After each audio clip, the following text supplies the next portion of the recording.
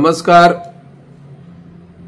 उगवे जैतीर या ठिकाणी मागच्या मंगळवारी रेती व्यवसायातून गोळीबार करण्याची घटना घडली होती आणि पेडणे पोलिसांनी काल रात्री उशिरा नितीन महाले, आशिष शिवाजी महाले, ऋषिकेश दशरथ महाले, गंगाराम गोपीचंद महाले आणि आकाश महाले हे पाचही संशयित उगवे पेडणे या भागातील आहेत आणि त्यातील दोन गंगाराम गोपीचंद महाले आणि ऋषिकेश दशरथ महाले हे SRD पोलीस मध्ये कार्यरत आहेत। अशा 5 जणांना पोलिसांनी काल अटक केलेली आहे।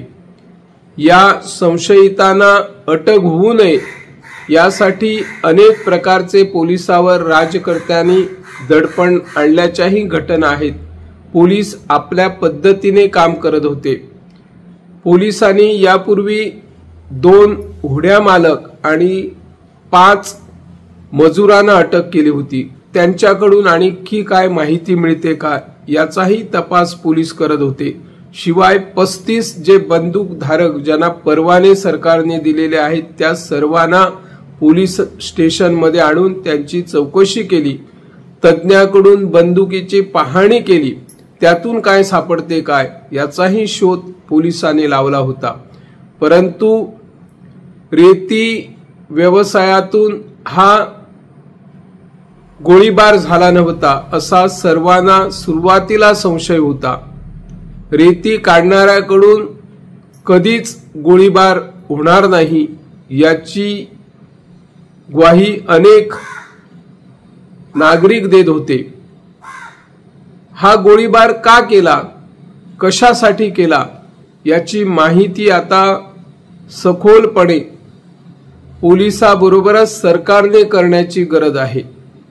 उगवे भागातील जर आपण त्या तेरेखोल नदीच्या किनारी भागात जर एक फेरफटका मारला तर अनेक बागायतीतील नारळांची झाडे, भात शेती अधिकाधिक तेरेखोल नदीने गिळकृत केलेली आहे।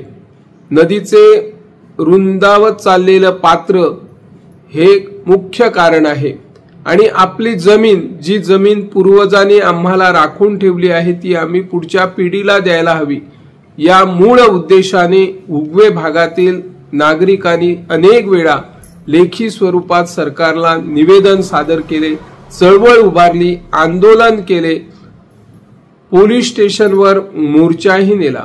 परंतु यापूर्वी कधीच या रेती व्यवसायावर कारवाई झाली नाही।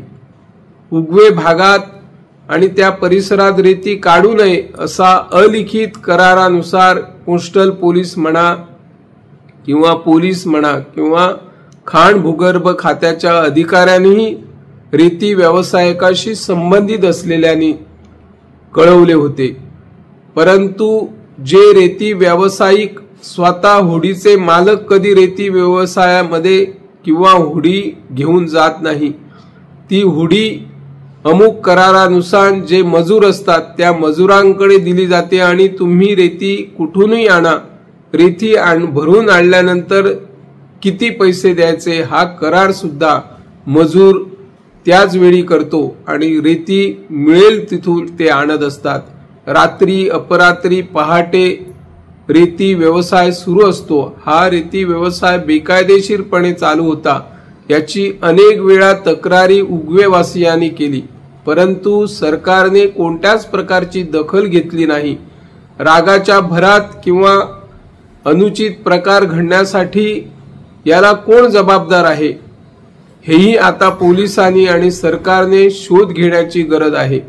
एकदा मुख्यमंत्री डॉक्टर प्रमोद सावंत यांनी उगवे परिसरातील जी बागायती शेती कशा प्रकारे तेरेखोल नदीने गिळकृत केली याची पाहणी करावी अशी या माध्यमातून आम्ही मागणी करत आहोत। मी निवृत्ती शिरोडकर, इन गोवा 24 तास साठी।